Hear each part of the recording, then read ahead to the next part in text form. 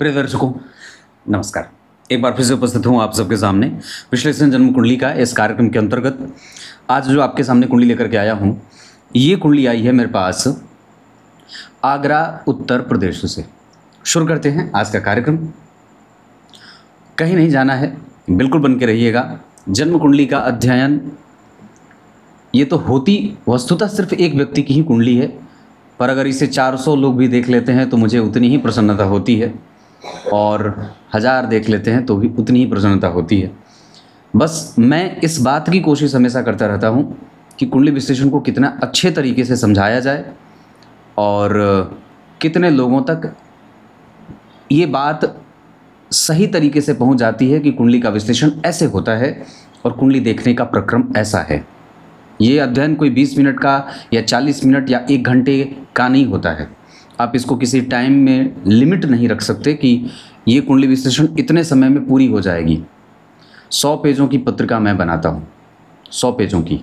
फिर भी जब पत्रिका पोस्ट हो जाती है और उधर से फ़ोन पे बात होती है व्यक्ति से, तो भी लगता है कि ओह, ये लिखना तो भूल ही गया था। तो ऐसी चीज़ें होती हैं। आप निरंतर सीखते जाते हैं और आपको निरंतर कुछ ना कुछ मिलता भी जाता है। आइए सबसे पहले बात करेंगे इनके जन्म कुंडली के पंचांग से आपका परिचय करा दूं। जातक का जन्म होता है फाल्गुन माह में, और जो लोग फाल्गुन माह में जन्मे होते हैं वो उनके दूर देखने की शक्ति बड़ी अद्भुत और निराली होती है। मतलब उनके दूरदृष्टता उनके जीवन में बड़ा अच्छा या दूरदृष्टता होती है। साथ ही साथ ये प्रेम पसंद करने वाले होते हैं, प्रेम की भाषा समझने वाले होते हैं, थोड़े जिद्दी होते हैं। जन्म हुआ है जातक का उत्तरायण, चूँकि फाल्गुन माह में उत्तरायण हो जाते हैं सूर्य, इस वजह से जितने भी शुभ ग्रह हैं कुंडली के, जैसे सूर्य भी उत्तरायण में बलवान होते हैं, इसके साथ शुक्र, बुध, गुरु और चंद्रमा, ये सब बलवान हो जाते हैं। और इनके बलवान होने के कारण जातक सकारात्मक विचारों वाला, तीव्र उत्कंठा से युक्त, सभी प्रकार के विषयों का ज्ञान रखने वाला, सबको प्रसन्न रखने में माहिर, किसी से भी अपना काम निकालने वाला होता है। मंगलवार को जन्मे होने से, और मंगल इस कुंडली के लिए भाग्य भाव के स्वामी हैं। सिंह लग्न की कुंडली में मंगल भाग्य भाव के स्वामी सप्तम में बैठ कर के लग्न को देख रहे हैं। केंद्र में ही शनि, केंद्र में ही मंगल, केंद्र में ही राहु और केंद्र में ही केतु। सारे ग्रह जन्म कुंडली के सप्तम भाव यानी कि व्यापार भाव में बैठे हैं। यहाँ पे व्यक्ति के नेचर में ही व्यापार रहता है। मंगलवार को जन्मे हैं और मंगल इस कुंडली के लिए सप्तम भाव में बैठे हैं, जहां वो दिग्बल क्षेत्र को देख रहे हैं। मतलब दशम स्थान पे उनकी दिग्बल दृष्टि जाएगी, जो सामान्यतया उतनी अच्छी तो नहीं है पर सामान्यतया ठीक ठाक है। कारोबार में एनर्जी देते हैं। शुक्ल पक्ष के प्रतिपदा के चंद्रमा शुभग्रह नहीं होते, वो पापग्रह होते हैं, और इस अवस्था के चंद्रमा जातक को तीव्र व्यवसायी बनाते हैं। शुक्ल पक्ष के प्रतिपदा में जन्मा व्यक्ति सुंदर होता है, सभी प्रकार से अपनी सुरक्षा करने में माहिर होता है, कभी किसी के पास उसको हाथ पसारना नहीं पड़ता है, और अंततोगत्वा व्यक्ति जीतने वाला ही होता है। पूर्वा भाद्रपद नमः, पूर्वा भाद्रपद नक्षत्र, ये नक्षत्र वैसे तो अगर बात करें तो ये इसके देवता अजैकपाद नाम के देवता हैं, और बहुत ध्यान से समझेंगे तो गुरु अगर उच्च के नहीं होते पुष्य नक्षत्र में, और शनि जो है वो पूर्वा फाल्गुनी में बैठे हैं, तो जरा ध्यान से देखेंगे तो शुक्र बैठे हैं उत्तराषाढ़ा में, सूर्य बैठे हैं शतभिखा में राहु से दृष्ट, शनि बैठे हैं पूर्वा फाल्गुनी में, और पूर्वा फाल्गुनी शुक्र का नक्षत्र है। शुक्र जन्म कुंडली में 6ठे भाव में बैठे हैं, गुरु से दृष्ट हैं, और चंद्रमा पूर्वा भाद्रपद ये शनि का नक्षत्र है। तो जरा ध्यान से देखें तो पूर्वा भाद्रपद शनि का नक्षत्र, शनि इस कुंडली के मारक होते हैं। राहु और मंगल के संपर्क में आ गए, इस वजह से मारक हो गए। हालांकि लग्न में बैठे इस वजह से उतने मारक प्रभावों से युक्त नहीं होंगे, पर फिर भी इस कुंडली के लिए वो मारक होंगे। और चंद्रमा पूर्वा भाद्रपद यानी कि गुरु के शनि के नक्षत्र में बैठे हैं। इस हिसाब से अगर आप बात करें, गुरु के नक्षत्र में बैठे हैं और वो गुरु उच्च के बैठे हैं, इसका अर्थ ये होगा, तो चंद्रमा बैठ गए गुरु के नक्षत्र में, थोड़ा ट्रिकी है, समझना होगा। चंद्रमा पूर्वा भाद्रपद गुरु के नक्षत्र में, गुरु बैठ गए उच्च के, और वो गुरु पुष्य नक्षत्र में बैठे हैं जो जन्म कुंडली में शनि लग्न में बैठे हैं। पुष्य नक्षत्र शनि का नक्षत्र होता है। तो इस हिसाब से यहाँ जो चंद्रमा ने नक्षत्र पकड़ा है वो बहुत अच्छा पकड़ा है। वैसे धनिष्ठा, शतभिखा, पूर्वा भाद्रपद, उत्तरा भाद्रपद और रेवती, ये जो 5 नक्षत्र हैं ये पंचक नक्षत्रों में इनकी गणना हुई है।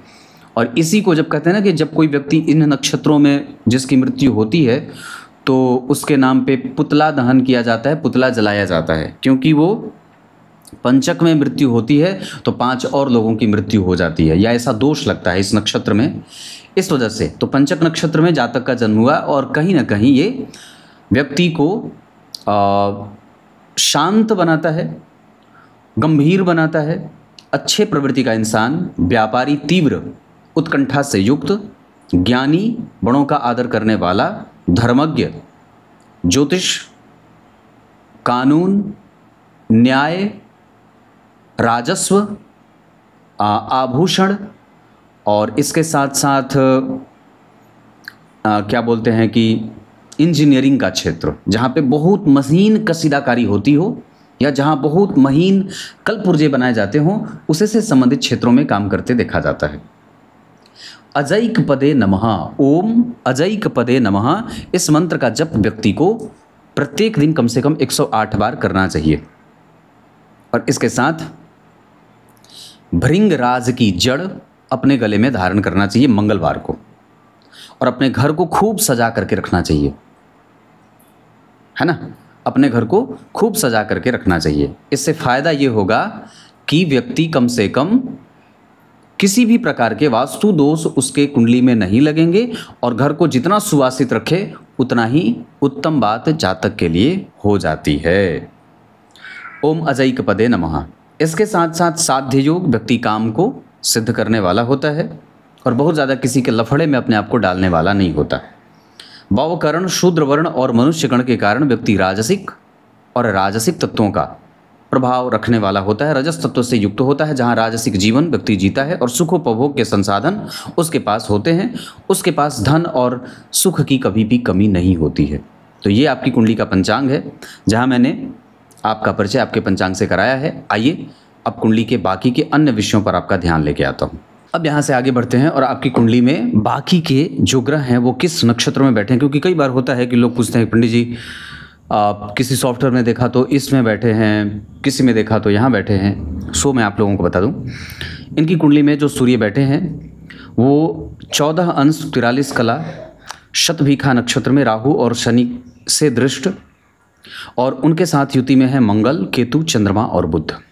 साथ ही साथ चंद्रमा जो बैठे हैं वो पूर्वा भाद्रपद नक्षत्र में 25 अंश 52 कला के साथ सर्वाधिक दूसरे नंबर के ग्रह हो रहे हैं जो अंशों के साथ विराजमान हैं। सबसे ज़्यादा अंशों के साथ आपकी कुंडली में बुध जो लाभ भाव के स्वामी हैं 29 अंश 29 कला पूर्वा भाद्रपद नक्षत्र में, मंगल देव धनिष्ठा नक्षत्र अपने ही नक्षत्र में 6 अंश 9 कला के साथ, उसके बाद देवगुरु बृहस्पति 6 अंश 33 कला के साथ पुष्य नक्षत्र में, शुक्रदेव उत्तराषाढ़ा नक्षत्र में 1 अंश 31 कला के साथ, और शनिदेव 17 अंश के साथ पूर्वा फाल्गुनी नक्षत्र में।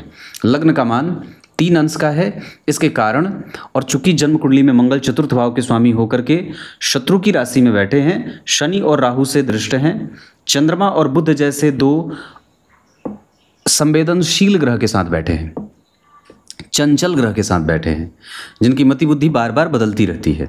तो चतुर्थ भाव के स्वामी पे जब कभी भी शनि मंगल, चतुर्थ भाव के स्वामी मंगल, उन पे शनि और राहु की दृष्टि पड़ गई, और सप्तम भाव और छठवें भाव के स्वामी के ऊपर मंगल की दृष्टि पड़ गई। सूर्य लग्नेश होकर के लग्न को देख रहे थे, केतु राहु का प्रभाव लग्न पे है, इस वजह से व्यक्ति को हृदय से संबंधित समस्या होती है। मतलब हमें अपने आप को अपने हृदय क्षेत्र का ध्यान रखना होगा हमेशा। लग्न में शनि, शास्त्रकार ये भी कहते हैं कि अगर शनि लग्न में बैठे हैं तो वो बलवान नहीं है और वहाँ वो कमज़ोर हो जाते हैं, क्योंकि उनको दिशा का बल बिल्कुल भी नहीं मिलता है। क्योंकि लग्न में शनि बलवान नहीं होते, क्योंकि सप्तम भाव में वो दिग्बली होते हैं।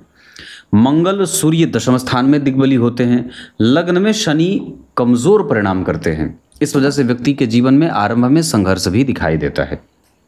लग्न का मान 3 अंश का है, इस वजह से व्यक्ति के जीवन में कई बार निर्णय जल्दबाजी में अगर कोई भी निर्णय लेना हो तो व्यक्ति को दिक्कत होती है। जल्दी से स्थान परिवर्तन करना हो तो व्यक्ति को दिक्कत होती है। सेट किया हुआ सामान अगर वापस अव्यवस्थित हो तो उसे व्यवस्थित करने की बड़ी जल्दबाजी होती है। व्यक्ति तुरंत ही निश्चिंत होना चाहता है और वो चाहता है कि उसका काम बहुत लंबे समय तक किसी भी एक टेबल पे पेंडिंग ना हो। वो जल्दी से निर्णय चाहता है और कर्तव्यों का पालन करने वाला होता है और वैसे ही चीज़ों की हिमाकत करने वाला भी होता है कि नहीं, मैं अनुशासित हूँ तो सामने वाला अनुशासन में हो, वक्त पे एकदम काम करने वाला और जरा भी उसके साथ कोई बेपरवाही लापरवाही उसे बर्दाश्त नहीं है।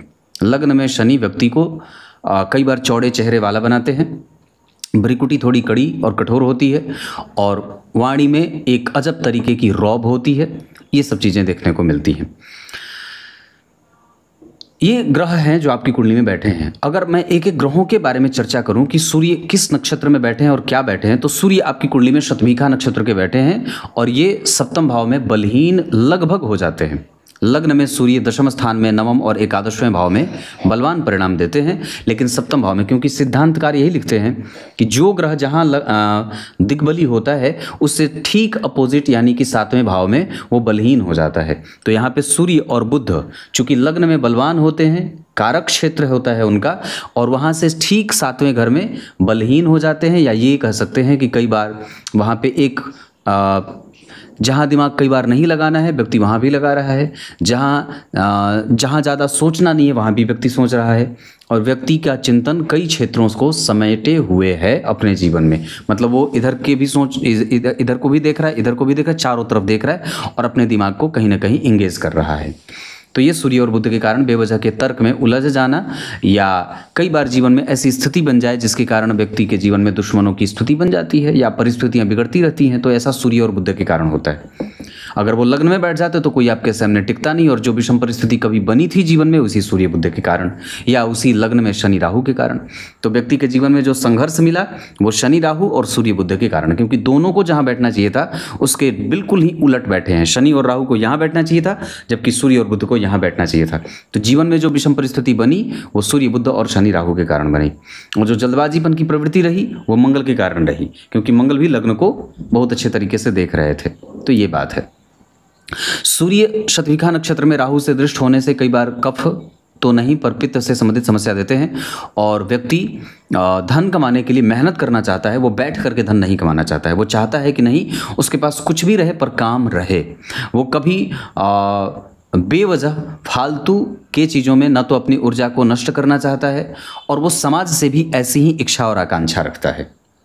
चंद्रमा पूर्वा भाद्रपद नक्षत्र में बैठे हैं और इस आधार पर व्यक्ति चरित्रवान होता है, सुखी होता है, धर्मात्मा होता है, और पूर्व काल में भी मतलब पूर्व जन्म में भी दान पुण्य करने वाला व्यापारी था, और कई बार व्यक्ति राजा के यहाँ काम करने वाला वैद्य या ज्योतिषी या उनके धन का लेखा जोखा करने वाला था। ऐसी चीज़ें होती हैं, शास्त्रकार लिखते हैं, इस वजह से मैंने ये बात कही। उसके बाद अगर मंगल की बात करेंगे तो धनिष्ठा नक्षत्र में बैठे हैं। अपने नक्षत्र में बैठे होने से ग्रह के पास बल होता है, और यहाँ पे अगर मंगल भाग्य भाव और चतुर्थ भाव के स्वामी होकर के, योग कारक होकर के सप्तम भाव में बैठ करके लग्न को देख रहे हैं, तो व्यक्ति भाग्यशाली, धार्मिक, दानी, सहिष्णु, और प्रायः कभी कभी कुछ मंगल की दशा में ऐसे कृत्य कर दे जिसको बाद में चल करके व्यक्ति खुद ही अपने किए गए कृत्य पे हंसी उड़ाता है, या स्वयं की हंसी उड़ा ले कि मैंने भी क्या किस तरीके की बचकानी हरकत की थी। तो ऐसा मंगल करवाते हैं जहाँ व्यक्ति को जब दशा में आते हैं तो वो उस तरीके का निर्णय लेवाते हैं जहाँ व्यक्ति कई बार उस पर बाद में हंसता हुआ सा प्रतीत होता है, या हंसता हुआ सा दिखता है कि मैंने ही किया था, मतलब उसके ही कृत्य पे वो खुद हंसते हुए देखा जाता है। बुधदेव आपकी कुंडली के लिए लाभ भाव के स्वामी और धन भाव के स्वामी होकर के केंद्र में बैठे हैं, तो कम से कम ठीक है।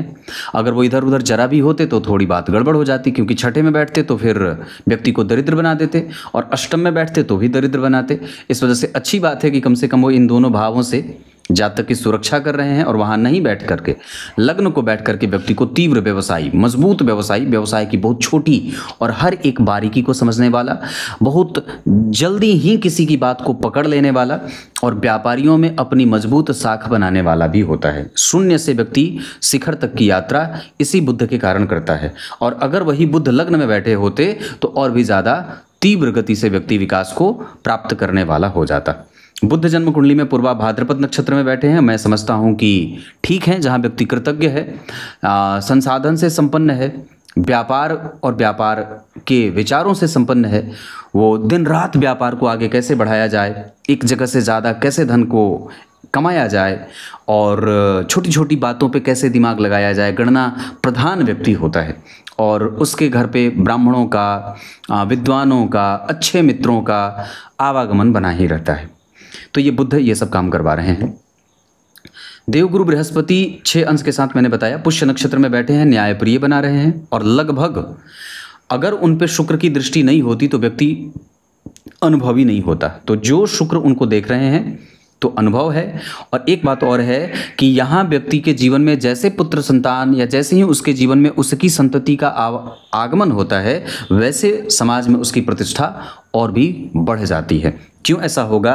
क्योंकि दशम स्थान के अधिपति छठे में बैठ करके पंचम भाव के स्वामी को देख रहे हैं, पंचमेश उच्च के हैं, 12वें हैं। इस वजह से शिक्षा पद्धति चाह करके भी व्यक्ति पूरी नहीं कर पाता, पर अपने जन्म स्थान से चाहे दूर जाए चाहे नज़दीक, वो हर जगह एक जैसा काम करने वाला होता है, ऋण में कभी भी नहीं मरने वाला होता है, और दुनिया को दे करके जाने वाला होता है, किसी का खा करके या किसी का ले करके नहीं जाने वाला होता है। मोक्ष की गति 12वें भाव में गुरु, समाज लाभान्वित हो, समाज से प्राप्त करने की कोई इच्छा नहीं, समाज को देने का बल, लेकिन देने से पहले अपने लाभ और हानि के बारे में समुचित अध्ययन करने के बाद ही व्यक्ति किसी को देता है। और ऐसा इसलिए क्योंकि उसके पास अनुभव बहुत बेहतरीन होता है। और वो क्यों?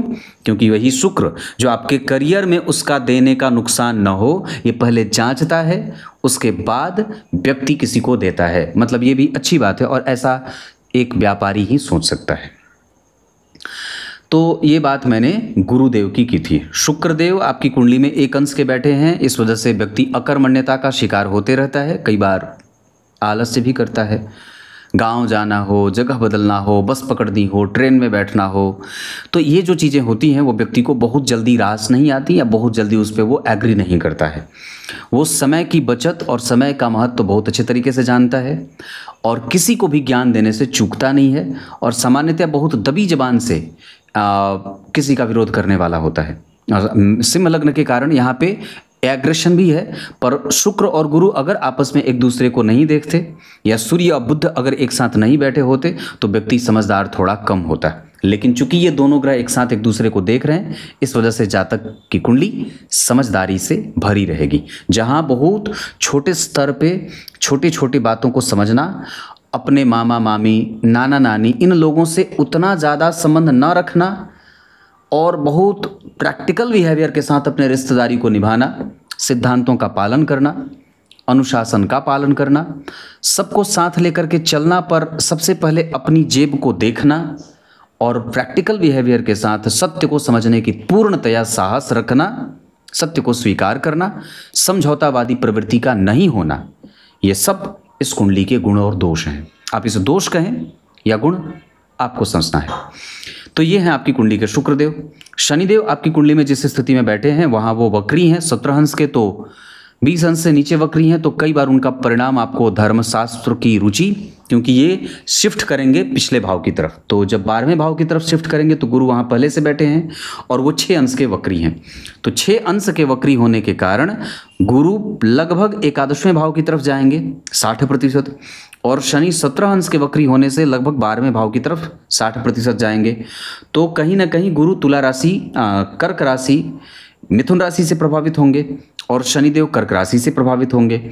दोनों ही ग्रह पीछे के तरफ मूव करने के कारण वक्री ग्रह कुंडली में अगर एक से अधिक होते हैं तो कई बार जीवन का संघर्ष बढ़ाते हैं। इस वजह से स्वास्थ्य और कई बार लेन देन, पैसे अटक जाना, बहुत बड़ा निर्णय लेने जा रहे हैं लेकिन विश्वास भी जागृत नहीं हो रहा है व्यक्ति पे, तो ये सारी चीज़ें जीवन में बनी रहती हैं। और आलस्य प्रभाव, प्रमाद, कुंठा, ये सब चीज़ें जीवन में देखने को मिलती हैं। हालांकि यहाँ पे जो शनि पूर्वा भाद्रपद पूर्वा फाल्गुनी में बैठे हैं, उस आधार पर मैं ये बात ज़रूर कहूँगा कि ठीक तो नहीं है, पर सामान्यतया ठीक ठाक हैं, ठीक उतने नहीं हैं। अगर ये शुक्र यहाँ नहीं बैठे होते, यहीं बैठे होते, तब शनि को भी बल मिलता। और अगर शनि और राहु पे एक भी शुभ ग्रह जो अच्छा है उसकी दृष्टि पड़ जाती, जैसे चंद्रमा पापक हैं, बुध यहाँ सारे के सारे पापक ग्रह के साथ बैठे हैं, तो मंगल सूर्य केतु, तो बुध भी पापक हो गए। और चंद्रमा और बुध जो होते हैं ये काफ़ी संवेदनशील ग्रह होते हैं, जैसे जम्मू कश्मीर का क्षेत्र, तो वो काफ़ी एक ऐसा इलाका है जहाँ पे हमेशा बमबारी होती रहती है। तो बुध और चंद्रमा भी कहीं ना कहीं निगेटिव भी हो रहे हैं, क्योंकि पश्चिम दिशा में दोनों बैठे हैं, ये पश्चिम की दिशा है। और पूर्व दिशा में शनि और राहु उतने बलवान होते नहीं हैं। राहु दशम स्थान में बलवान होते हैं दक्षिण दिशा में, शनि पश्चिम दिशा में बलवान होते हैं, सूर्य और बुध पूर्व दिशा में बलवान होते हैं, चंद्रमा और शुक्र उत्तर दिशा में बलवान होते हैं, देवगुरु बृहस्पति जन्म कुंडली के पूर्व दिशा में बलवान होते हैं। तो कहने का अर्थ है ग्रहों ने जो दिशाएं बदली हैं उसके कारण जातक के जीवन में संघर्ष देखने को मिलता है। राहु आपकी कुंडली में लग्न में बैठे हैं, और अगर यहाँ दो सिद्धांत काम करेगा, एक राहु 23 अंश के बैठे हैं, सूर्य से दृष्ट हैं, पर शनि मंगल राहु केतु का प्रभाव है। इस वजह से जातक के जीवन में जो ड्रास्टिक बदलाव आया है या जो ट्रेजेडी मिली है, जो कन्फ्यूज़न रहा है, वो सब राहु के कारण रहा है। जो आलस्य है, जो कन्फ्यूज़न है, जो धीरे धीरे धीरे धीरे काम करने का जो एक गति है, वो सब राहु और शनि के कारण है। तो इतनी सारी चीज़ें आपकी कुंडली के लग्न के नक्षत्र के बारे में मैंने इतनी बात कही है। आगे अब ये बताऊंगा कि कौन से ग्रह कहाँ बैठने चाहिए थे और कहाँ बैठे हैं, तो क्या नुकसान और क्या उसका फ़ायदा है। अब यहाँ से शुरू करते हैं और आपकी कुंडली के कुछ महत्वपूर्ण बहुत गहरी बातों से आपका परिचय करा देता हूँ। सबसे पहले ध्यान इस बात पे जाना चाहिए कि व्यक्ति की कुंडली का व्यक्ति का जब जन्म हुआ, यानी कि शरीर जहाँ से उसके जीवन की यात्रा शुरू होती है, वो कितने अंश पे उसका जन्म हुआ। मतलब ये पूरब दिशा अगर है, तो जब आपका जन्म हुआ तो पूरब दिशा में सिंह राशि जो पूर्णतया 30 अंशों की होती है, कोई भी राशि 30 अंश की है, तो वो कितने अंशों पे उस जातक के जन्म के समय कितना अंश बीत रहा था, कहने का सिंपल अर्थ है। तो 3 अंश पे जातक का जन्म हुआ। ये उदीयमान लग्न माना जाता है। उदीयमान का अर्थ है कि अभी ये लग्न जस्ट आरंभ ही हुआ है, और इस वजह से ये बलवान लग्न होगा। ये और भी ज़्यादा बलवान तब हो जाता जब जातक की कुंडली का ये जो लग्न मान है ये 10 से और बढ़ जाए, 14, 15, 12 से आगे बढ़ जाए, पर इसे भी कमज़ोर नहीं कहेंगे। लग्न सिंह राशि में जन्म है जातक का, सिंह लग्न में, और उस पे मघा नक्षत्र का प्रभाव है, प्रथम और द्वितीय चरण में से पहले चरण का। वैसे शास्त्रकार ये लिखते हैं कि मघा नक्षत्र में जन्मा जातक धार्मिक होता है और कोई भी निर्णय तक पहुंचने से पहले सारी चीज़ें बहुत सिस्टम से समझना चाहता है, कहीं पे भी छोटी सी माइन्यूट गलती भी नहीं करना चाहता है, और तेजस्वी पुत्र का पिता होता है। ये मैं गारंटी से कह सकता हूँ, तेजस्वी पुत्र का पिता होता है। मघा नक्षत्र के पहले और दूसरे चरण में अगर किसी का जन्म हुआ है तो वो तेजस्वी पुत्र का पिता होगा, और वो पुत्र भी उसके ही जैसा, उससे भी ज़्यादा तीव्र गति से अपने लक्ष्य को प्राप्त करने वाला होता है और ऊंचे पदों पे विभूषित होने वाला होता है।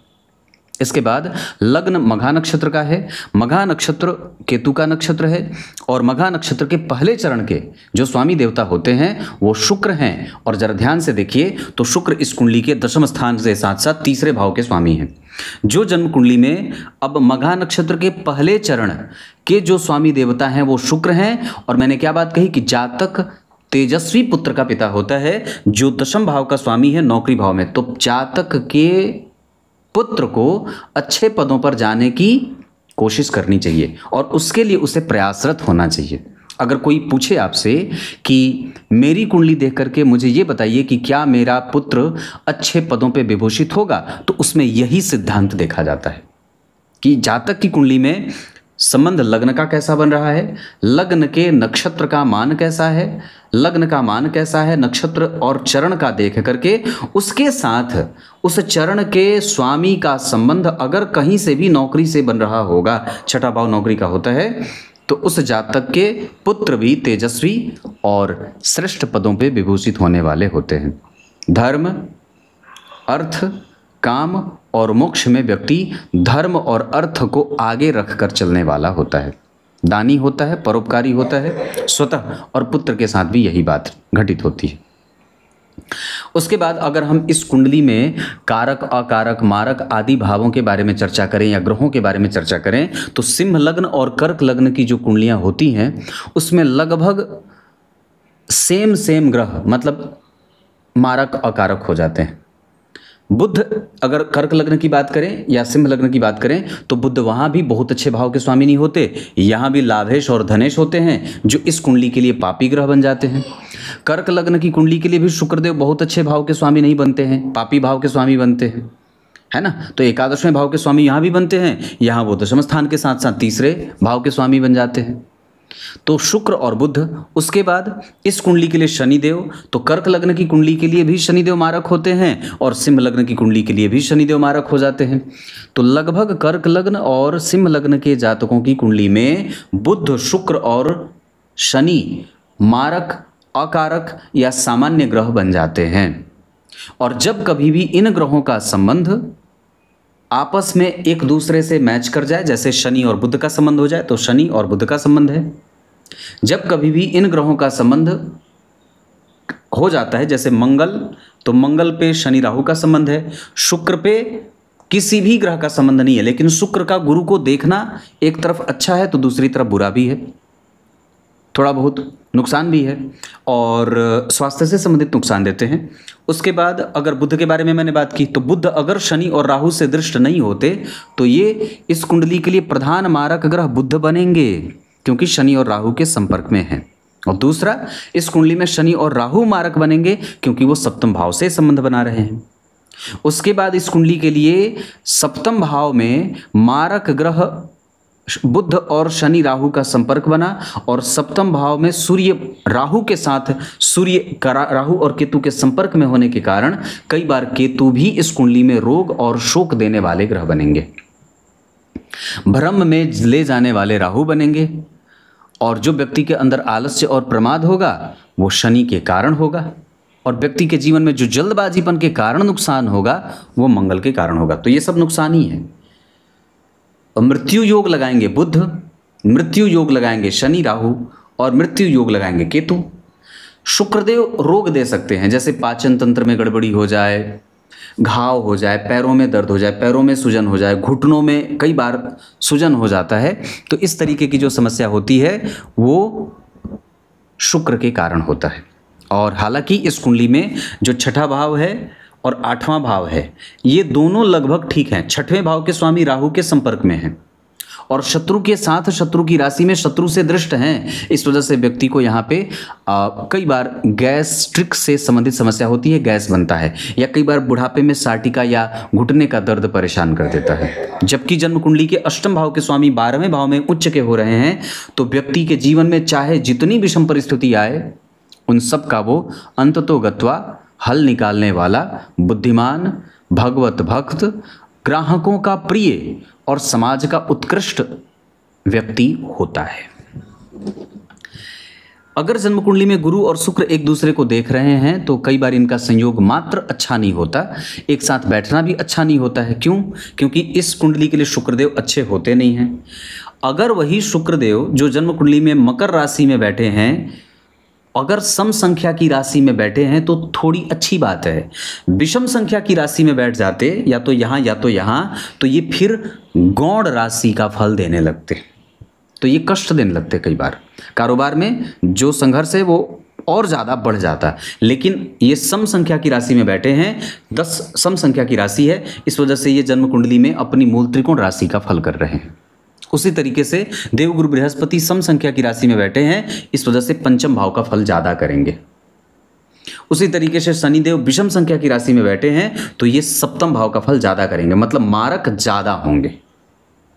सप्तमम मारक स्थानम तस्मातु प्रबलम धनम मरणम मारकेशस्य दशायाम प्रवदित सुधि। शास्त्रकार ये कहते हैं कि सप्तम स्थान मारक होता है, सप्तम स्थान से ज्यादा मारक द्वितीय भाव होता है। इसी वजह से मैंने बुध को प्रबल मारक कहा है, क्योंकि द्वितीय भाव के अधिपति के ऊपर जब कभी भी शनि राहु या मंगल का संपर्क हो जाए या उनके साथ बैठ जाए सप्तम, द्वितीय या अष्टम भाव में, तो बुध प्रबल मारक होंगे, सहायक मारक शनि, या कई बार सहायक मारक बुध और प्रबल मारक शनि हो जाएंगे। मतलब यही दोनों ग्रह व्यक्ति को कष्ट देने वाले बनेंगे। क्लियर है?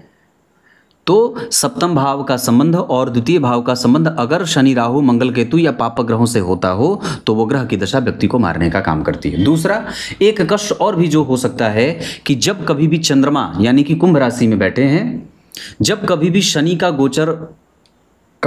गोचर अगर कुंभ राशि से हो, एक वक्त पे एक समय जब शनि की दशा गोचर में कुंभ राशि को प्राप्त करती हो, या जब कभी भी लग्न के अधिपति सूर्य जब कभी भी कुंभ राशि में गोचर करते हो और उसी दिन चंद्रमा भी कुंभ राशि में गोचर करते हो, या जन्म कुंडली के देवगुरु बृहस्पति भी कभी कुंभ राशि से उनका संबंध बनता हो।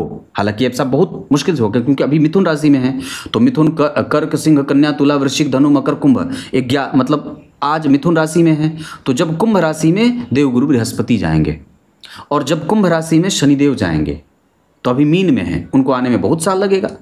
और उसके बाद जब जन्म कुंडली में बुध भी कुंभ राशि से गोचर करते हों, जब चंद्रमा भी कुंभ राशि से गोचर करते हों, जब सूर्य भी कुंभ राशि से गोचर करते हों और साथ ही साथ जब शनि भी कुंभ राशि से गोचर करते हों, तो वही दिन व्यक्ति के जीवन का अंतकाल होगा, अंतिम समय वही होता है। ऐसा शास्त्रकार लिखते हैं, वराहमिहिर ने ऐसा लिखा है कि चंद्रमा भी उसी से गोचर करें, कुंभ राशि से, उसी राशि से गुरु गोचर करते हो, योग कारक ग्रह, उसी राशि से जन्म कुंडली का मारक ग्रह गोचर करता हो, उसी राशि से जन्म कुंडली का प्रबल मारक या सहायक मारक ग्रह बुध गोचर करता हो, और सूर्य उसी राशि से लग्नेश गोचर करते हो, तो वो समय जातक के लिए कष्ट देने वाला होता है। अब इसी में आप इसको ऐसे समझ सकते हैं कि सूर्य कुंभ राशि में है तो चंद्रमा नहीं है तो कोई बात नहीं है, गुरु कुंभ राशि में है तो शनि नहीं है तो कोई बात नहीं है। मतलब ये थोड़ा बहुत कष्ट, क्योंकि कुंभ राशि ही जन्म कुंडली की मारक राशि बन रही है, या वही भाव में सारे मारक ग्रह बैठ रहे हैं, या सारे भाव उसी मारक सप्तम भाव में ही सारे ग्रह शनि, मंगल, राहु, केतु का प्रभाव है। तो ये आपको अंतर समझ में आ गया होगा। अब इस कुंडली में ग्रहों पे समझ लेते हैं। लग्न के अधिपति का सप्तम में बैठना कई बार व्यापारी बनाता है और दाम्पत्य में कमजोरी भी देते हैं। इसका अर्थ होगा कि सूर्य की दशा में हमें अपने दाम्पत्य का विशेष ध्यान रखना होगा। द्वितीय भाव के स्वामी का सप्तम में बैठना महत्वपूर्ण और बेहतरीन निर्णय ये होता है, बड़ा अच्छा, कि व्यक्ति व्यापार को समझने वाला और बहुत बारीकी से समझने वाला होता है। बुध की दशा में धन लाभ भी होता है और व्यापार में बुद्धि भी अच्छी चलती है। तृतीय भाव के स्वामी होकर के छठे भाव में शुभग्रह होकर के अपने भाव से गुरु से दृष्ट हैं। इस वजह से व्यक्ति कभी भी ये नहीं कहेगा, या कभी भी ग्रह उसे ऐसा कहने पर विवश नहीं करेंगे कि मैंने पराक्रम किया था, मुझे मेहनत का फल नहीं मिला। ऐसा नहीं होगा। चतुर्थ स्थान के अधिपति अपने भाव से 4 घर आगे बैठे हैं, इस वजह से पापक ग्रह हैं, तो कभी कभी घर में कलह या घर में कभी कभी अशांति का माहौल बनेगा, और वो जातक के क्रोध के कारण हो सकता है या अनुशासन के कारण हो सकता है। पंचम भाव के स्वामी का 12वें भाव में जाना भाई बहन, माता पिता, प्रेम, इन सब से मिलता है, और व्यक्ति सेल्फ मेड पर्सन होता है, वो खुद से ही खुद को बनाता है, ऋण में नहीं मरता, और उसका यश उसके बाजार को लाभान्वित करता है, या उसके नाम के पर्चे भी चलते हैं। कई बार इसे ऐसे पुराने शास्त्रों में लिखा है कि नाम के सिक्के चलते हैं। मतलब व्यक्ति की पहुंच अच्छे लोगों तक होती है।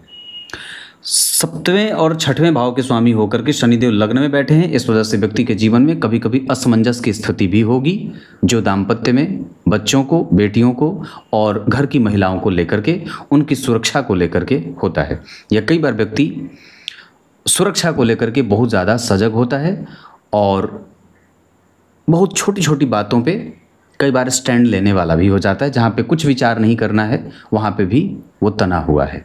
ऐसा अष्टम भाव के स्वामी का 12वें भाव में जाना मोक्ष योग लगाता है।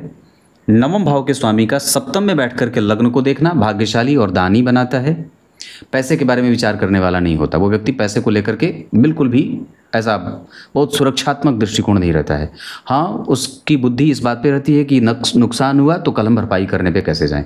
मतलब वो वर्तमान में पैसे को लेकर के बहुत ज़्यादा चिंता करने वाला नहीं होता। धन को लेकर के मतलब उसमें चिपटा हुआ सा नहीं है, चिपका नहीं है कि ओह मेरा ऐसा नुकसान होगा, वो तुरंत ही खड़ा हो जाता है कि चलो आगे कैसे इसको ठीक किया जाए। तो ऐसी प्रवृत्ति अच्छी है। 10वें भाव के स्वामी का 6ठे भाव में जाना शुक्र की दशा में आर्थिक हानि और कई बार नुकसान होता है, तो हमें उसका ध्यान रखना होगा। एकादशवें भाव के स्वामी का सप्तम में बैठना व्यापार, पत्नी, दाम्पत्य और जैसे जैसे परिवार के सदस्य जुड़ते जाते हैं वैसे वैसे भाग्य के बल की वृद्धि होती जाती है। 12वें भाव के स्वामी का सप्तम में बैठ करके लग्न को देखना, ये पत्नी के साथ अच्छे संबंधों को विकसित करने वाला और पत्नी को आश्रय प्रश्रय देने वाला, उनके किसी भी स्थिति में उनके संग खड़ा रहने वाला बना देते हैं, ये बुरा परिणाम नहीं देते। दशमांश चक्र पे थोड़ा सा ध्यान लेके आऊँ, लग्न के अधिपति का तीसरे में जाना थोड़ा गड़बड़, मतलब मेहनत करनी होगी, लेकिन लग्न और लग्नेश दोनों ही गुरु से दृष्ट हैं, ये बहुत अच्छी बात और उत्तम परिणाम देने वाली बात होगी। 12वें भाव के अधिपति का सप्तम में बैठना और राहु और केतु का लग्न में बैठना, धनेश का लग्न में बैठना, लाभेश का धन में बैठना, थोड़ा सा समझेंगे इसको। यहाँ के धन भाव के स्वामी, बहुत अच्छी बात, यहाँ के लग्नेश हो गए, मतलब ये 1000% बहुत इतनी अच्छी बात है कि इसकी शास्त्र में बड़ी प्रशंसा की गई है। सबसे उत्तम बात होती है कि दशमांशा कुंडली के लग्नेश लग्न कुंडली के या तो धनेश या तो लाभेश होते हों, ये सबसे अच्छी बात है। और इतने मात्र से ही ये कुंडली 100% सिद्ध कर देती है कि जातक अपने जीवन काल में खूब धन कमाएगा और बहुत पैसे, मतलब लाख करोड़, उसके लिए बहुत छोटी आमदनी हो जाएगी, बहुत छोटी बात होगी इकट्ठा करना, देना, ऐसा। और ये महान राजयोग है सबसे ज़्यादा, जो राशि से बनता है। उसके बाद इस कुंडली के पंचम के बाद 9वें भाव के स्वामी यहाँ के लग्नेश बन गए। इसका अर्थ क्या होगा कि लग्न कुंडली के 9वें भाव के स्वामी जब यहाँ के लग्नेश बनेंगे और जा करके जन्म कुंडली में स्वग्रही बैठेंगे और लग्न पे गुरु की दृष्टि जाएगी, तो ये भी अपने आप में महान स्थिति बनाएगी। जो व्यक्ति को उसके जीवन में जैसे दाम्पत्य में आए या जैसे उसके जीवन में लोग आते जाएंगे, बढ़ते जाएंगे, वैसे वैसे भाग्योदय बढ़ता जाता है। सप्तम भाव के स्वामी अपने से 4 घर आगे मित्र की राशि में, यहाँ पे शुक्र, तो जरा ध्यान से देखिए कौन वर्गोत्तम हुआ, पराक्रमेश और दशम भाव के स्वामी वर्गोत्तम हुए। अगर पराक्रमेश बलवान है तो क्या होगा कि व्यक्ति का पराक्रम नुकसान नहीं करेगा, वो जहाँ पे मेहनत कर रहा है वहाँ से ले रहा है, वहाँ से उसका आउटपुट मिल रहा है। आपको इस कली काल में लोग ये प्रायः कहते हुए और रोते हुए मिल जाएंगे, मैं मेहनत खूब करता हूँ पर मुझे मिलता नहीं है।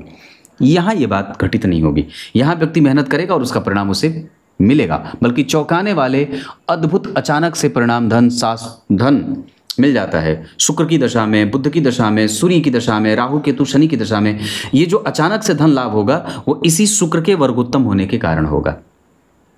ठीक है। उसके बाद बुध जरा देखिए, तो यहाँ पे 11 नंबर में बैठे हैं और यहाँ पे बुध पराक्रमेश होकर के पराक्रम भाव में बैठे हैं। जन्म कुंडली में जो चतुर्थ भाव के स्वामी हैं वो उच्च के बैठे हैं। अनुभवों के साथ व्यक्ति भवन इकट्ठा करता है, भूमि इकट्ठा करता है। जहाँ कहीं भी निवेश करना होगा बहुत बारीकी से उस विषय को चेक करेगा, तब जा करके निवेश करेगा। और माता पिता का आशीर्वाद 100% रहता है। यहाँ पे गुरु की दृष्टि अगर लग्न पे नहीं पड़ती और यहाँ गुरु अगर उच्च के नहीं होते और यहाँ देखिए 4 नंबर में और ठीक एक घर आगे बैठ करके नवमांश में बैठ रहे हैं 5 नंबर में, गुरु की दशा धनदायक होगी। बुध यहाँ पे लाभेश नीचाभिलाषी हैं, 12 नंबर की तरफ बढ़ रहे हैं और यहाँ पे वो बुध कहाँ बैठ रहे हैं, स्वग्रही। तो यहाँ पे नीचाभिलाषी थे तो थोड़े कमज़ोर थे, लेकिन यहाँ स्वग्रही हो गए और किसी भी पापग्रह से प्रभावित नहीं हैं। लग्नेश उनको अपनी 8वीं दृष्टि से देख रहे हैं तो एक एनर्जी वाली अच्छी बात हो जाती है। यहाँ पे चंद्रमा उच्च के हो गए, तो यहाँ के 12वें भाव के स्वामी चंद्रमा कुंभ राशि में बैठे थे और यहाँ 11 नंबर में और यहाँ से नवमांश में कहा गया इससे 4 घर आगे, मतलब 2 नंबर में यहाँ पे बैठ गए। तो ये चंद्रमा अपने भवन, भूमि, वाहन का सुख और स्थायी संपत्ति देने वाले अपनी दशा में हो जाएंगे। उसके बाद यहाँ पे चंद्रमा धन भाव से संबंध बना रहे हैं। यहाँ पे चंद्रमा धनेश के साथ ही बैठे हैं। तो धन भाव के अधिपति या धन भाव अगर चंद्रमा गुरु बुध शुक्र से संबंध बनाता हो तो इससे अच्छी बात और क्या हो सकती है। यहाँ पे धन भाव के स्वामी जन्म कुंडली में चंद्रमा के साथ बैठे हैं। यहाँ पे धन भाव के स्वामी शुक्र जन्म कुंडली में कहाँ बैठे, अपने भाव से 9 घर आगे, 5 घर आगे। और ज़रा ध्यान से देखें तो यहाँ पे चंद्रमा उच्च के हो रहे हैं, ये अच्छी बात है। पराक्रमेश पराक्रम में, यहाँ पे जन्म कुंडली में पराक्रम भाव के स्वामी स्वग्रही बैठे हैं मंगल।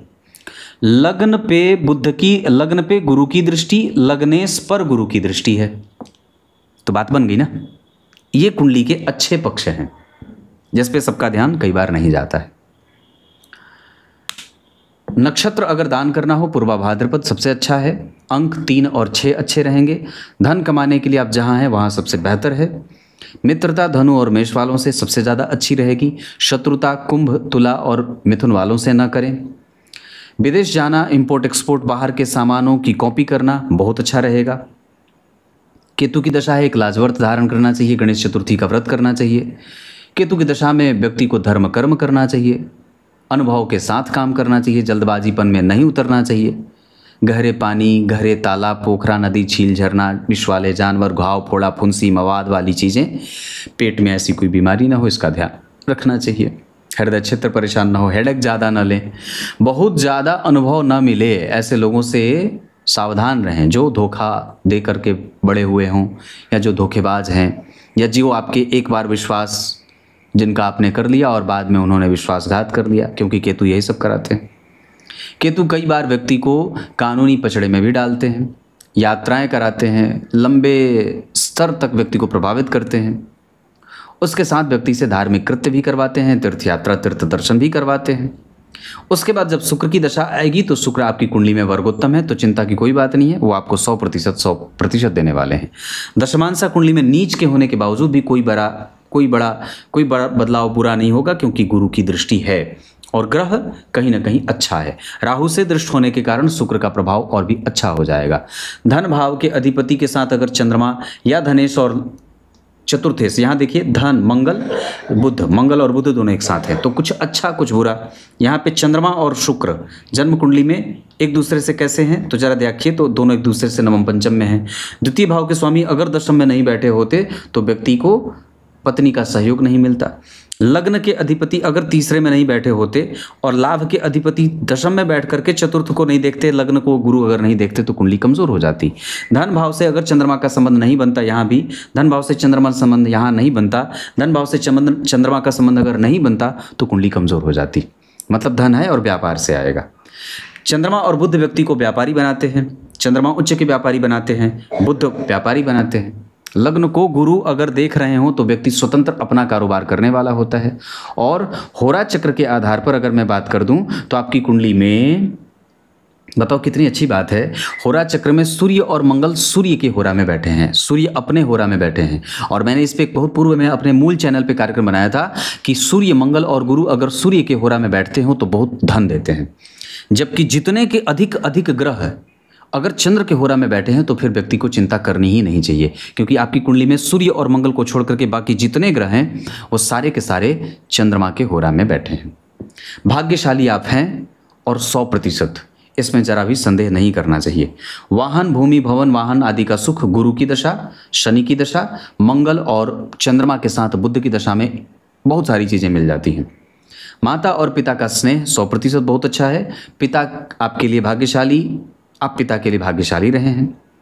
संतान वगैरह का सुख कभी कभी कन्फ्लिक्ट होगा कारोबार को लेकर के, पर वो सामान्य है। पुत्र जो होता है वो पिता के कारोबार को रोक करके कुछ नया और अलग करने की स्थिति में होता है। पूजा पाठ, उपासना, धर्मशास्त्र का अध्ययन, ये सब 100% बहुत अच्छा रहेगा, इसमें ज़रा भी विचार नहीं करना है। गुरु की दशा में कफ बढ़ेगा, शुक्र की दशा में नेत्र की ज्योति और गठिया वात बढ़ेगा। राहु और केतु की दशा में वही गैस जो शरीर के विभिन्न हिस्सों में घूम करके आपके भुजाओं में दर्द पैदा करेंगे। शनि और सूर्य बुढ़ापे में साटिका और गठिया, इस तरीके की हड्डियों से संबंधित बीमारी देंगे। इतनी सारी चीज़ें हैं। लगातार 43 दिन तक गाय को अनाज खिलाएं, गुरुवार से शुरू करके। इसके साथ साथ केतु के लिए वैदुर्य भी धारण किया जाता है और लाजवर्त भी धारण कर सकते हैं। सूर्य को अर्घ नियमित रूप से दें। गीता जी के 11वें अध्याय का पाठ नियमित रूप से करें और आलस्य और प्रमाद बिल्कुल भी ना करें। अंक आपकी कुंडली के लिए 6 और 3 बताया है। और नक्षत्र जिसमें आप और भी कुछ अच्छा करना चाहते हैं तो पुष्य, रोहिणी, श्रवण, उत्तरा भाद्रपद, उत्तरा फाल्गुनी, अनुराधा और पुनर्वसु, ये नक्षत्र किसी भी काम को करने के लिए अच्छे रहेंगे। क्लियर है? सावधान कब रहना है नक्षत्र बता दिया, दिन हिसाब से सारी चीज़ें बता दी हैं। कुछ और पूछना होगा तो मैं हूँ हमेशा, घबराना नहीं है। अष्टक वर्ग बाकी रह गया। हमें अपने स्वास्थ्य पे थोड़ा ध्यान देना होगा। हमारी वाणी किसी को कलुषित और कड़वी ना लगे, इसका चिंतन करना होगा। हम मेहनत लगातार कर रहे हैं, इसको और बढ़ा सकते हैं। सुख हमें प्रभावित नहीं करेगा, हमारा सुख हमारे पास रहेगा। संतान, दाम्पत्य, परिवार और परिवार को देना, परिवार की जिम्मेदारी संभालना, पंचम भाव बहुत अच्छा बना है। नौकरी और व्यापार में व्यापार 100% अच्छा है। इसके साथ साथ हमें अपने कंसंट्रेशन पे फोकस करने की आवश्यकता, धर्म की जागृति बनी रहेगी। सामाजिकता कभी भी नष्ट नहीं होगी, सामाजिक सरकारी संस्थाओं से कोई नुकसान नहीं होगा। इसके साथ साथ ये कुंडली 100% अपना लक्ष्य प्राप्त कर लेगी। ऋण किसी को देना नहीं है। तब तक के लिए बहुत बहुत नमस्कार।